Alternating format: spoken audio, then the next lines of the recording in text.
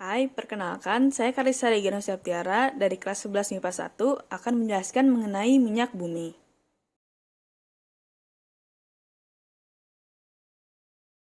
Petroleum atau minyak bumi berasal dari bahasa Latin petrol berarti batuan dan oleum berarti minyak. Merupakan pelapukan sisa-sisa organisme dan merupakan campuran senyawa karbon, terutama hidrokarbon alifatik maupun aromatik dan sedikit senyawa nitrogen. Minyak bumi berupa cairan kental, coklat gelap atau hijauan yang mudah terbakar. Berasal dari makhluk hidup, tumbuhan atau hewan yang terkubur selama jutaan tahun dan terdapat pada lapisan teratas dari beberapa area di kerak bumi. Namun, ada juga yang meyakini minyak bumi berasal dari bahan anorganik. Minyak bumi memiliki 5 komposisi utama. Yang pertama, senyawa hidrokarbon memiliki persentase 90-99% dan memiliki kandungan alifatik jenuh, aromatik, dan sikloalkana. Yang kedua, belerang memiliki persentase 0,7-7%. Kandungan senyawanya adalah tioalkane dan alkana tiol. Senyawa yang ketiga adalah nitrogen. Presentasenya adalah 0,01-0,9%, memiliki kandungan senyawa pirol atau C4H5N. Yang keempat adalah oksigen. Presentasenya 0,01-0,4%. Memiliki kandungan senyawa asam karboksilat. Dan yang terakhir adalah senyawa organologam, memiliki persentase yang sangat kecil dan kandungan senyawa logam nikel. Pembentukan minyak bumi ada 3 teori. Yang pertama, biogenetik atau organik. Minyak bumi dan gas alam terbentuk dari beraneka ragam binatang dan tumbuhan yang mati dan tertimbun di bawah endapan lumpur. Endapan ini kemudian dihanyutkan oleh arus sungai menuju laut. Kemudian di lautan bergerak mengikuti lempengan bumi dan akhirnya mengendap di dasar lautan dan tertutup lumpur dalam jangka waktu yang lama, ribuan dan bahkan jutaan tahun. Akibat pengaruh waktu, temperatur tinggi dan tekanan lapisan batuan di atasnya, maka binatang serta tumbuh-tumbuhan yang mati tersebut berubah menjadi bintik-bintik dan gelumbung minyak atau gas. Yang kedua ada teori anorganik. Menurut teori anorganik disebutkan bahwa minyak bumi dan gas alam terbentuk akibat aktivitas bakteri. Unsur-unsur oksigen, belerang, dan nitrogen dari zat-zat organik yang terkubur. Akibat adanya aktivitas bakteri berubah menjadi zat seperti minyak yang berisi hidrokarbon. Ketiga, dan yang terakhir adalah teori duplex. Teori duplex merupakan perpaduan antara teori biogenetik dan juga teori anorganik. Teori duplex yang banyak diterima oleh kalangan luas menjelaskan bahwa minyak dan gas bumi berasal dari berbagai jenis organisme laut baik hewani maupun nabati. Diperkirakan bahwa minyak bumi berasal dari materi hewani dan gas bumi berasal dari materi nabati. Pengolahan minyak bumi menggunakan minyak mentah berwujud cairan kental hitam yang harus melalui proses destilisasi bertingkat berdasarkan titik didihnya. Di sebelah kanan dapat terlihat kolom fraksionasinya. Minyak bumi tersebut dipanaskan menggunakan minyak mentah dengan suhu 370 derajat Celcius. Kemudian komponen-komponen pada minyak tersebut akan terpisah berurutan dari atas ke bawah menurut titik didihnya. Yang paling atas menandakan yang paling rendah, kemudian semakin bawah semakin tinggi. Di sini yang paling tinggi adalah gas, atau biasa disebut LPG. Gas di sini bisa digunakan untuk memasak, didominasi oleh gas propana dan butana yang telah dimanfaatkan sehingga menjadi cair dan ditempatkan ke dalam tabung logam bertekanan tinggi. Selain propana dan butana, LPG juga mengandung sedikit hidrokarbon lain seperti etana dan pentana. Yang kedua adalah bensin dengan titik didih 30-180 derajat Celcius. Bahan bakar kendaraan bermotor ini tersusun dari hidrokarbon rantai lurus. Bensin ini juga biasa disebut dengan BBM atau bahan bakar minyak yang berguna bagi kendaraan bermotor. Namun, penggunaannya juga tidak bisa sembarangan karena setiap mesin kendaraan memiliki kebutuhan oktan yang berbeda-beda.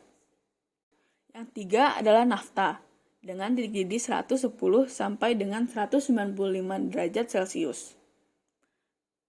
Nafta adalah bahan baku dan harus diolah lagi pada tahap kedua. Jadi tidak bisa dapat langsung digunakan. Biasanya nafta ini digunakan sebagai bahan baku pembuat plastik, pelarut, karet, dan industri petrokimia lainnya. Nafta juga digunakan sebagai bahan baku produksi komponen bersih bensin oktan tinggi seperti Pertamax.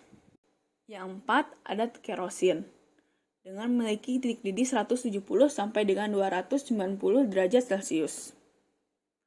Kerosin adalah salah satu komponen minyak mentah yang banyak dimanfaatkan dalam kehidupan manusia. Dulu digunakan sebagai bahan bakar kompor minyak dan lampu minyak. Kemudian selain itu juga dapat digunakan sebagai bahan bakar mesin jet yang secara teknikal lebih dikenal dengan nama aftur. Yang kelima adalah minyak diesel atau dapat disebut solar. Solar adalah campuran alkana dengan rantai C15H32, C16H34. Olahan ini dapat digunakan sebagai bahan bakar mesin diesel pada kendaraan bermotor. Contohnya, bus, truk, kereta api diesel, dan traktor. Selain itu, juga dapat menjadi bahan bakar pada mesin industri. Keenam adalah minyak pelumas dengan titik didih 300 sampai 370 derajat Celcius. Pelumas merupakan zat kimia yang umumnya cairan dan diberikan di antara dua benda yang bergerak untuk mengurangi gaya geseknya. Dapat berfungsi sebagai lapisan pelindung untuk memisahkan dua permukaan yang berhubungan. Selain itu juga dapat melindungi mesin dari karatan. Contohnya adalah oli mesin yang digunakan pada mesin pembakaran dalam. Yang terakhir adalah residu atau aspal. Aspal digunakan sebagai pelapis jalan raya. Dasarnya, aspal adalah bahan hidrokarbon yang bersifat melekat dan berwarna hitam kecoklatan. Selain itu, aspal juga tahan terhadap air. Aspal adalah hasil residu dari proses distilasi yang tidak menguap. Selain aspal, ada juga parafin dan digunakan sebagai bahan baku lilin. Aspal juga sering disebut dengan bitumen. Lanjut. Pada pengolahan minyak bumi tahap kedua, yang pertama perengkahan. Pada proses perengkahan dilakukan perubahan struktur kimia senyawa-senyawa hidrokarbon yang meliputi pemecahan rantai, alkilasi, polimerisasi, reformasi, dan juga isomerisasi. Proses kedua adalah proses ekstraksi, yaitu pembersihan produk dengan menggunakan pelarut sehingga didapatkan hasil yang lebih banyak dengan mutu yang lebih baik. Yang tiga, ada proses kristalisasi, yaitu proses pemisahan produk-produk melalui perbedaan titik cairnya. Yang keempat, pembersihan dari kontaminasi. Pada proses pengolahan tahap pertama dan tahap kedua sering terjadi kontaminasi. Kotoran-kotoran ini harus dibersihkan dengan cara menambahkan soda kaustik, tanah liat, atau hidrogenasi. Bahan bakar bensin. Bensin adalah salah satu olahan minyak bumi yang paling sering dipakai dan jumlahnya sewaktu-waktu bisa habis. Ini adalah informasi tambahan mengenai bensin. Kualitas bensin ditentukan oleh bilangan oktan atau bilangan yang menunjukkan jumlah iso-oktana dalam bensin. Semakin besar bilangan oktan, maka semakin bagus pula kualitas bensinnya. Untuk proses pengolahan bensinnya, pertama, minyak di bawah tanah diangkat dengan bantuan pompa lalu dibawa oleh pipa ke proses penyulingan. Bentukannya, minyak tersebut dimasukin ke drum dan juga diantar menuju menara penyulingan. Lalu dimasukkan dan dipanaskan oleh minyak mentah dengan suhu 370 derajat Celcius. Komponen di minyak mentah satu persatu akan terpisah berdasarkan temperatur kondensasi mereka atau titik didih yang paling atas, paling rendah, dan semakin bawah semakin tinggi. Setelah terpisah, dimasukkan ke mesin pengujian kualitas knocking dan melakukan penambahan oktan sesuai spesifikasi produk atau regulasi pemerintah. Dan yang terakhir, bensin disubstitusi dari bawah tanah dan diantar melalui truk tangki bensin. Kemudian dimasukkan ke tanah lagi, lalu disedot oleh kendaraan yang mengisi bensin. Untuk menentukan bensin yang bagus bisa dilihat, pertama, bilangan oktannya tinggi. Kedua, pembakarannya sempurna. Ketiga, ketukan pada knocking sedikit. Keempat, jelaga atau pengotor sedikit. Dan pada drum itu sebanyak 159 liter. Hasilnya adalah 25 liter produk lain, 73 liter bensin, 35 liter solar, 15 liter jet fuel, 6 liter LPG, dan yang terakhir 5 liter aspal. Polusi udara.